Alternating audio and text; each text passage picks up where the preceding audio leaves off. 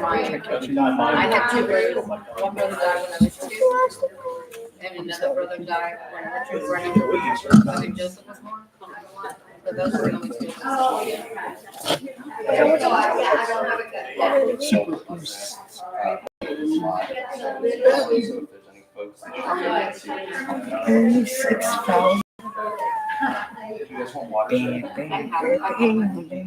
You have any other charge you use?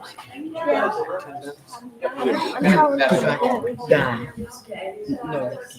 About 10 minutes before we get started with service, everybody, okay? Thank you.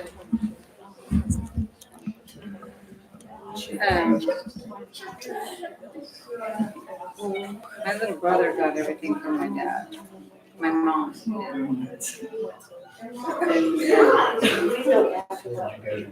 Believe it or not, I have all my mom and dad's stuff. This game is called Place. I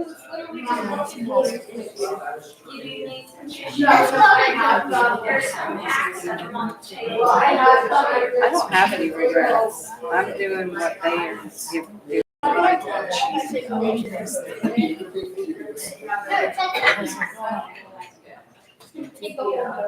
Go back there.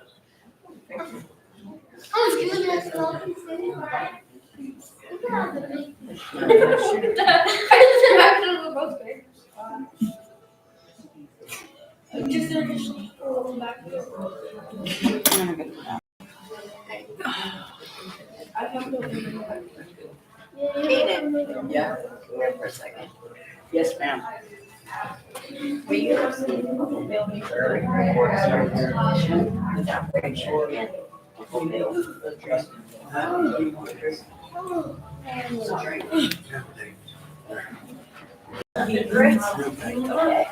Yep. Hakuna Matata.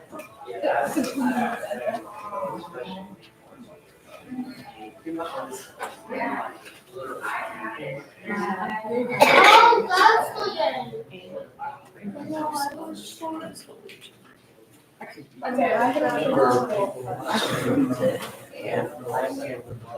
one, how is much earlier? I wish I had an early grandmother who was born. My grandmother. There's 2 hard looking.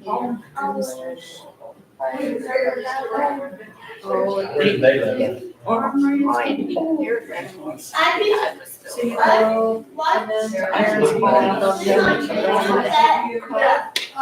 Bill's up there. Right here.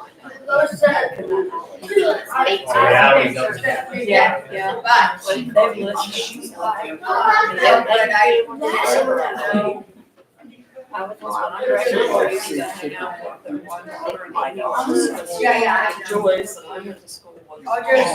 So we were always. I was. Oh my God. I know. But 7 years ago. He's a pilot. I'm not a pilot. No, what other? I'm a police officer. He says chief petty officer in the Navy. It's my uniform. This is my dress uniform. It's his Navy uniform. He's in the military. Well, you have to be 18. Well, 17 or 18. Usually 18. 17 with the guard mission.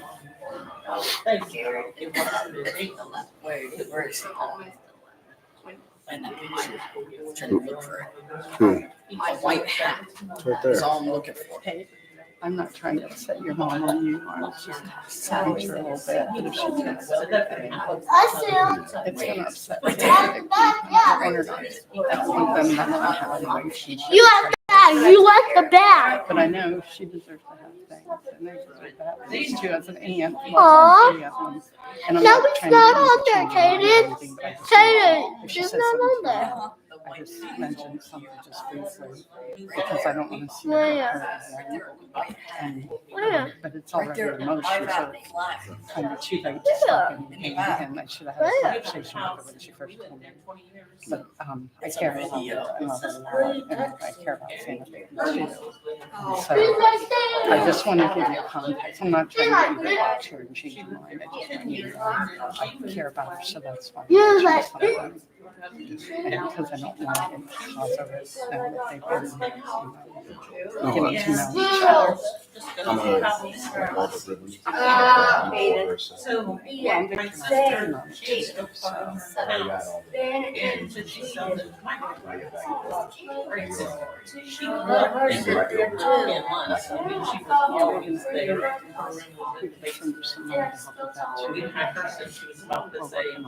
the. And I want to see them. I'm hoping this is going to make some healing. What? Oh, with the hat. I think. Where is it? It's right there. Where is it?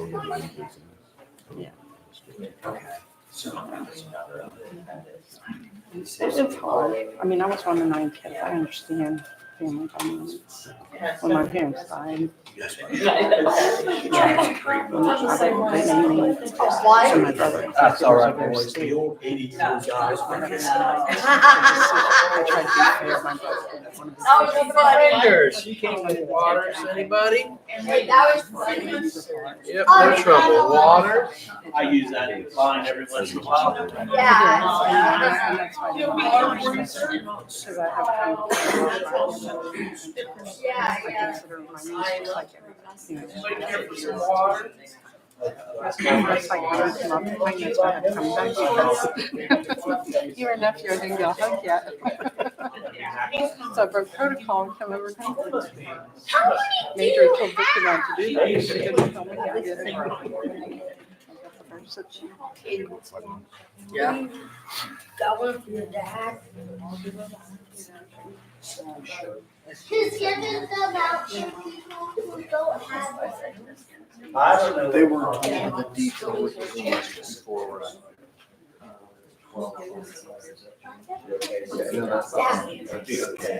No, I'm just tired. Figured it'd be. Is that a, like it says, is that a regular Okay. Hey, what are you doing? She's happy on the head. Fish. I think that's all good.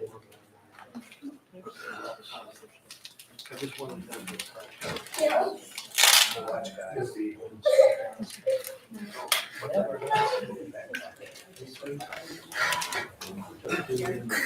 Hey, Ben, come over here.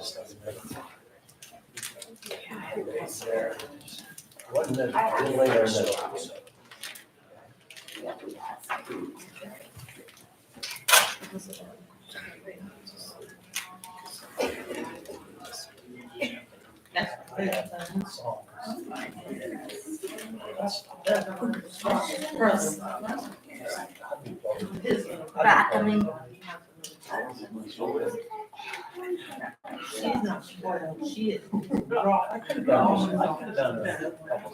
She is. You know what? I took it every time. It seemed like. Okay, so I just changed a couple of details. But anyhow, he's gonna be. Yeah, I have. Okay. I have certain. Okay. We got shit.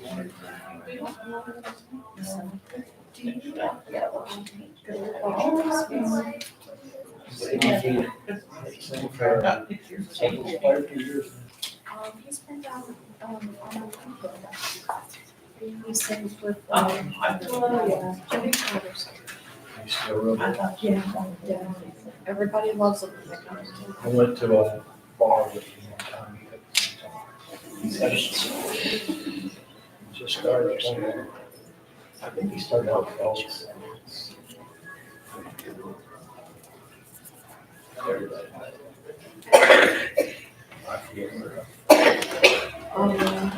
It's always a treat when he comes to town because he's played at the, yeah. I'll be fine.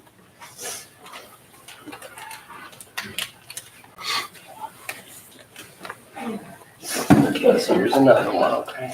Thank you. We do that.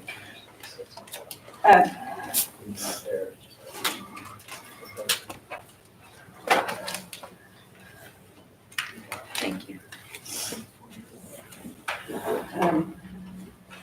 Yeah, we can go ahead and, I think everybody's had a chance to view. Yeah, we can go ahead and close the draft.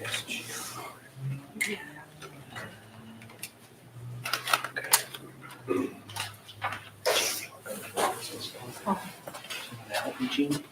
Huh? You wanna help me? Yes. Maybe you wanna come help? Sure. That's kind of how it's, here's some of it. Nice. We have,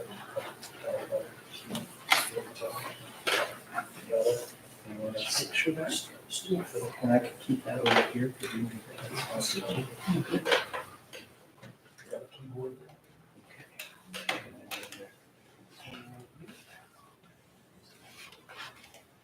Did you say you could have that made for you?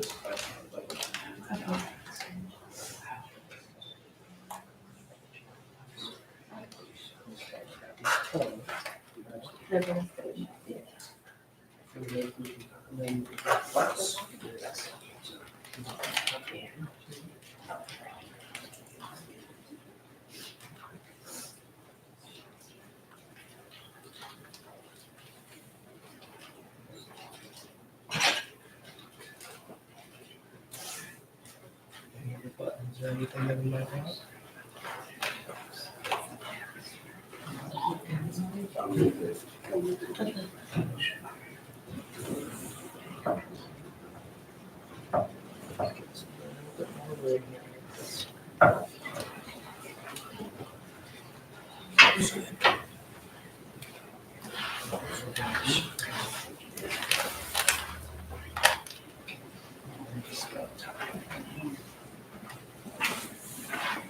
You guys want to help me or just everything you say?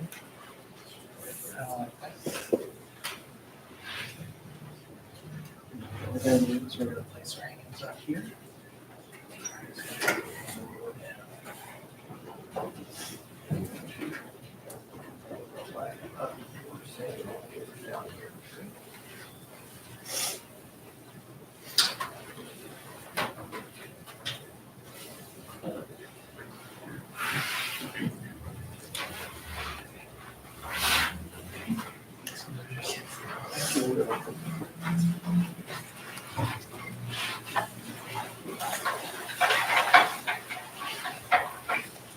Hi there, folks.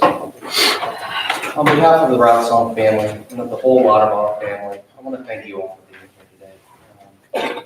It's an incredible moment, and I know there's a lot of emotions here, but I just want to thank you from the bottom of my heart for being out here today. Before we get started, if you do have your cell phones with you, if you wouldn't mind putting them on silent or turning them off so we can proceed uninterrupted today, we sure would appreciate that.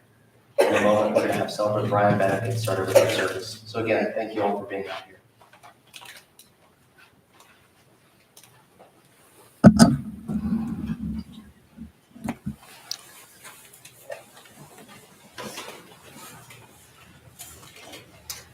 I believe as we begin today, we're going to have a presentation on behalf of the governor. Sam, is that correct?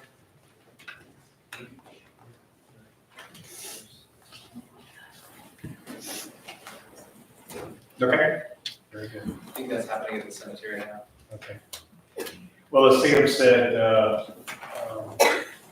I've been doing this for about 30 years, and I can't even tell you the honor that it is to be able to stand up here today on behalf of the family, and it's been such an honor to be able to talk to the family members leading up to this, and it was an honor on Friday to see the procession come in from the airport, and it's just one of the most powerful stories that I've run across.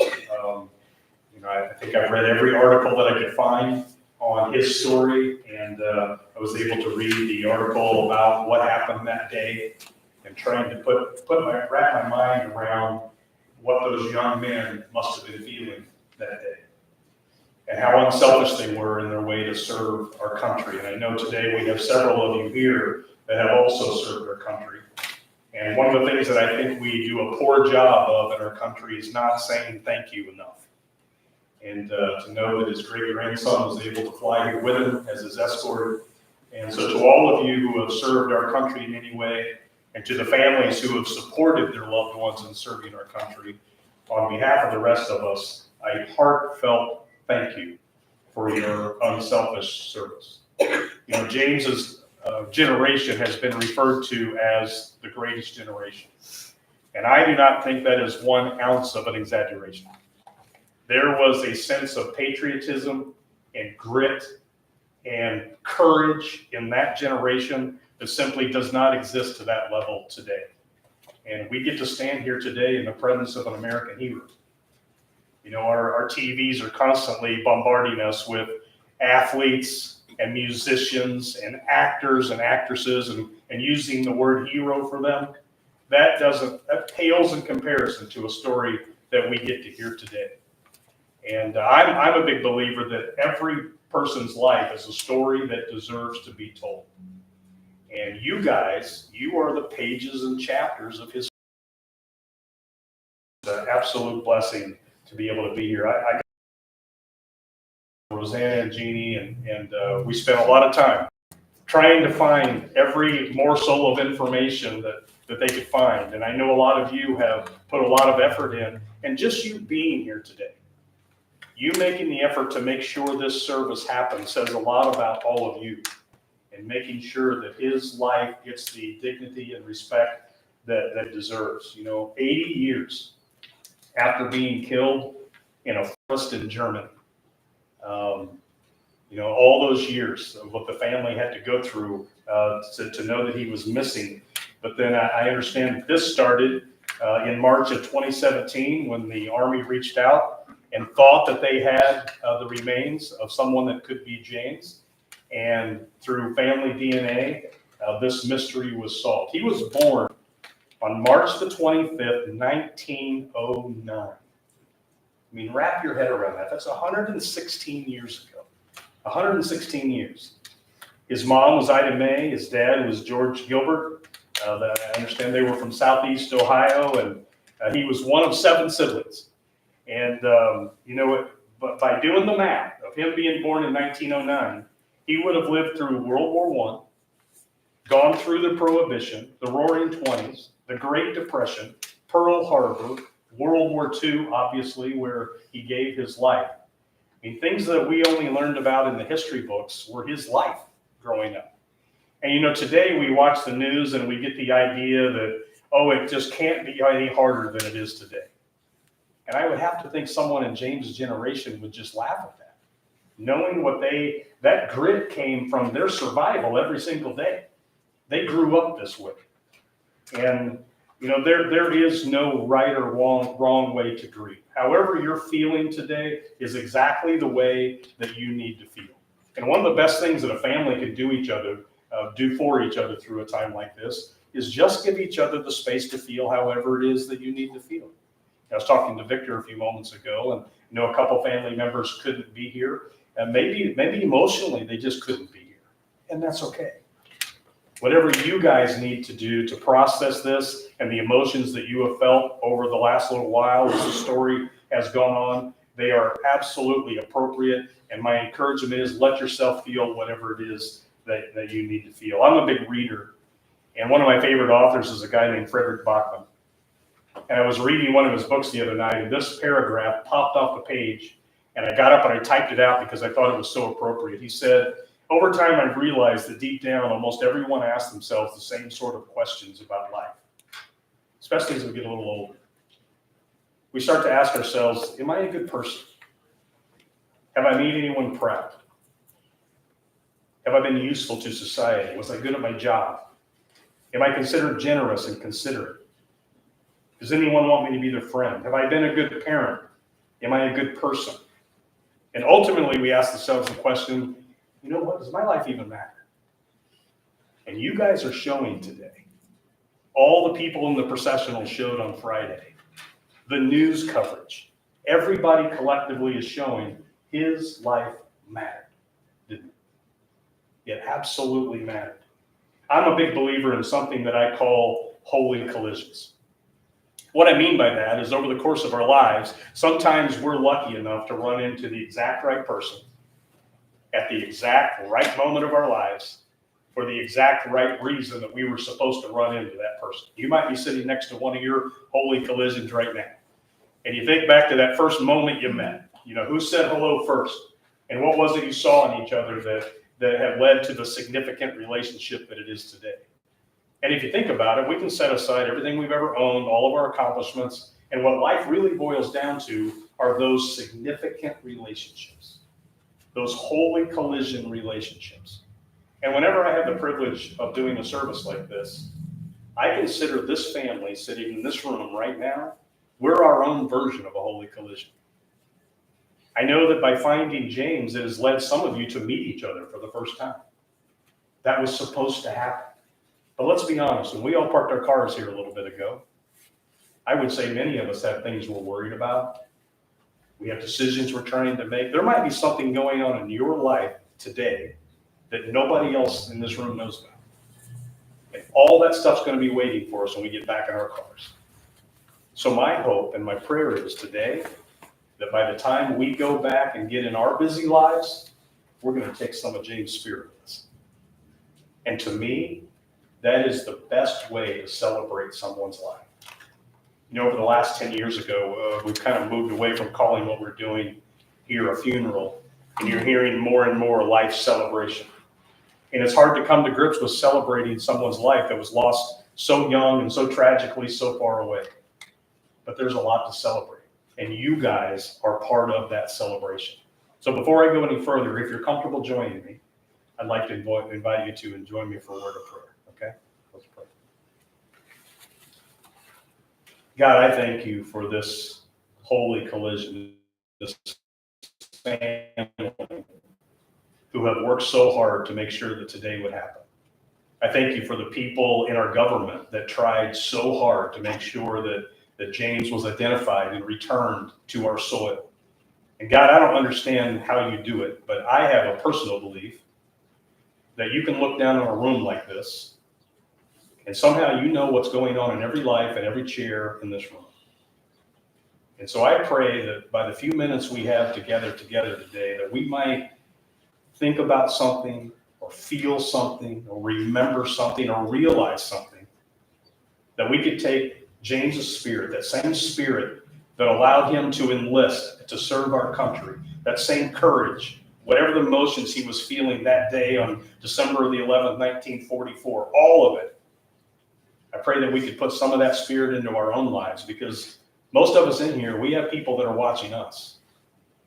We have people that are watching how we handle life, the good times and the hard times. And so I pray that James's story is not done. And it's in your name we pray these things. Amen. Amen. So as I said, his story started 116 years ago. He was married to Esther, and he had a little boy at the time, 4-year-old boy that never really got to know his dad. And we wanted to take a few moments. I know I'm kind of springing this on you, but if any of you feel led to share something, maybe you're feeling or a thought or something that you've realized over the course of this time, we wanted to take a moment and just allow for anybody that might want to share something. You can do it from right where you're at if you would like to. So anybody at all. This is usually that really awkward moment where nobody knows quite where to speak up. Yes. I didn't know James, but I'm glad through this, even though it's a sad occasion, and happy that we were all able to come together and celebrate his life with each other and get to know each other more. That's perfect. You just want to come up and finish my stuff? That was great. Thank you. Anybody else? Has this been good closure for you guys? Has it? You know, these are some of the stories you see on the news sometimes, and you just don't know how it affects the real family that is involved in this. Anybody else? Anybody else? Again, Yeah. Being an aunt to the nieces and that, or the grandchildren, that James and Esther had one son, but through that one son, they had 6 grandchildren and now great-grandchildren and great-great-grandchildren. It's just, there's a lot of descendants from James, even though he passed away early in life. It's great perspective. He leaves a big legacy of kiddos in this world to carry on. Yeah, and here you all are. And kind of from all over the country a little bit, aren't you? The West Coast all the way to here. Anybody else?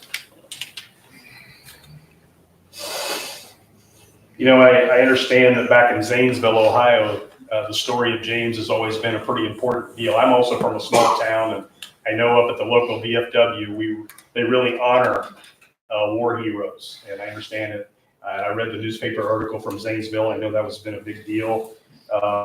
You know, it's said in life that we are born one time, but we die 2 times. And the first time we die is a physical death. And it's going to happen to all of us. It happened to James at way too young of an age, but it's going to happen to every one of us in this room. We just don't know when, where, or how. But the second time we die, to me, is much more tragic. Because the second time we die is the last time anybody ever says our name out loud. It's the last time anybody ever tells our story or looks at our picture. And 80 years later, you guys are still telling this story. You're making sure that he won't die that second death. And to me, that's amazing. I don't know if you've ever heard of the phrase, the butterfly effect. You know what that is? That something on the other side of the world can happen and cause a ripple effect all the way to us. And I was thinking about that as I'm sure this has affected all of you in some way. You know, a discovery on the other side of the world has affected this entire family. And one of the most shocking examples that I saw of this in history actually happened to Adolf Hitler. I did not know this, but he was rejected twice from the Academy of Fine Arts in Vienna. He applied twice, failed the test twice, wanted to be an artist. But because of that rejection, turned to politics. And because he was in politics, it led to the very war that took his life. That's the butterfly effect. Well, by the same token, on a very positive side of the butterfly effect, that eventually led James to being in Strasbourg, Germany. I looked it up. It's 4,193 miles away from this spot where he took his last breath. But that first letter back in 2017 started another butterfly effect that has led to this day. It has led to the 6 grandchildren, Jeannie, James Jr., Jolie, Jamie, Samantha, Sammy, I hear you're also called, who's been through your own level of battles, I understand, courage. And Vicki, all the great grandkids, everybody that's here. I think your story is one of the coolest that I've heard. When did you hear about this? May. Did you really? And you were stationed where at the time? Japan. So how did you meet the plane? How did that happen? A lot of travel. A lot of travel. A lot of travel. That's just, I've told everybody that I know the story, and your story is a big part of it. So thank you for being part of that. And I guess the thing that says to us today is simply this. The choices that we're making today, that all of us in this room are making today, will have an effect 116 years from now. That's hard to wrap our head around. 116 years from now is June the 3rd, 2141.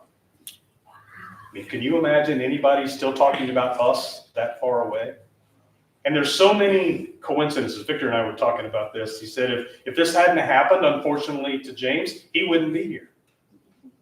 You know, and I understand that today is Esther's birthday. I mean, there's so many not coincidences that are coincidences to happen to this story. And when you think about it, we know what the end of his story was in that Sherman tank so far away. But at the age of 35, he would have had a whole life before that. He would have had jobs, he would have had friends, he would have had hobbies. I understand that he was a baseball player, possibly a semi-pro baseball player with the Iron Spot Yellow Jackets. But then today I got to hear a story from Bill over here that I heard you're 94, but I can't quite believe that. You look like you're about 60. But Bill told me a story. He actually knew he got to meet James. And he said he was a little boy when James left, and James gave him his ball glove. and told him, you can keep this because I don't think I'm coming home. You talk about courage. I mean, that gave me chills when you told me that. Yeah. And I'm sure to a little boy, that probably didn't make a whole lot of sense. About 13, 14 years old. Yeah. What do you get? But what that told me is that James knew that he probably wasn't coming home, but he still went.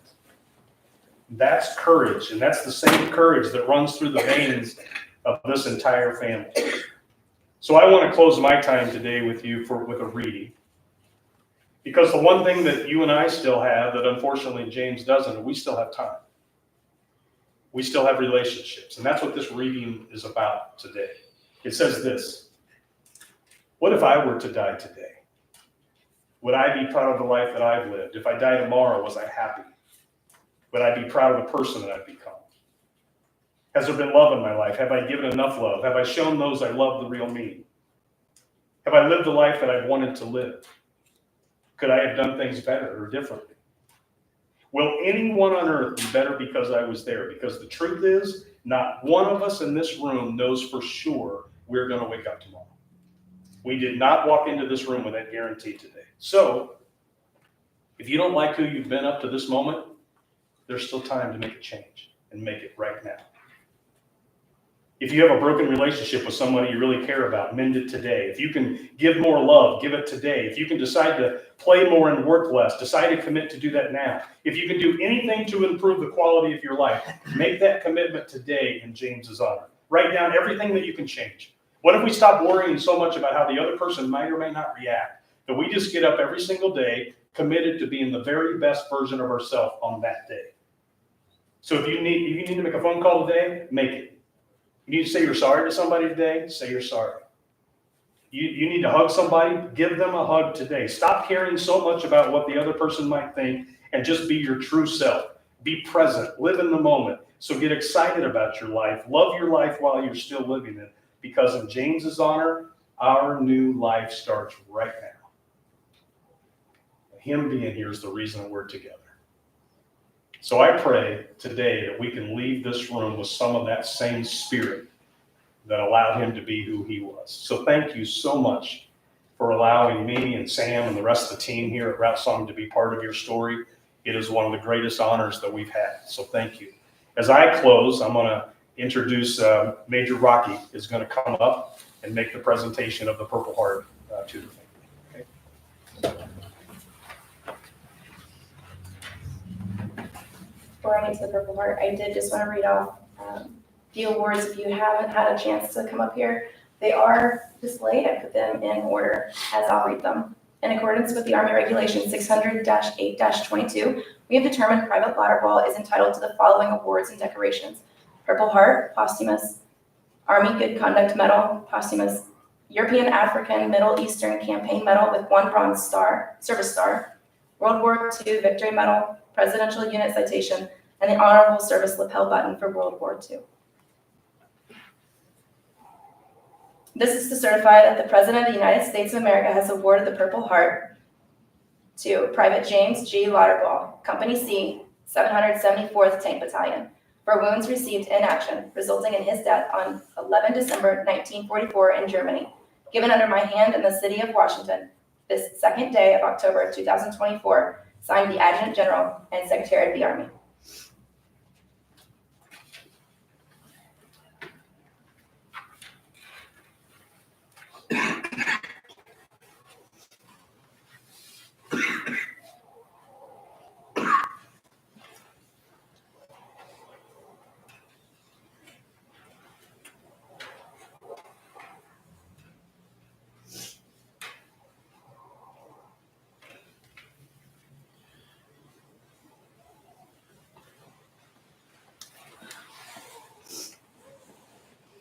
Thank you, Major.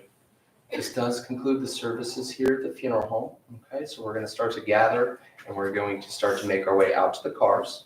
Okay, don't need pallbearers here today because the Army's going to be taking care of that. But what I need from you folks is to turn on your bright headlights and emergency flashers when we're going in procession over to the cemetery. I recommend making a personal break before we go. We got a little bit of a ways out there. So if there's any other questions, you can come and see me, but other than that, we're gonna continue on to Dayton National now. Thank you.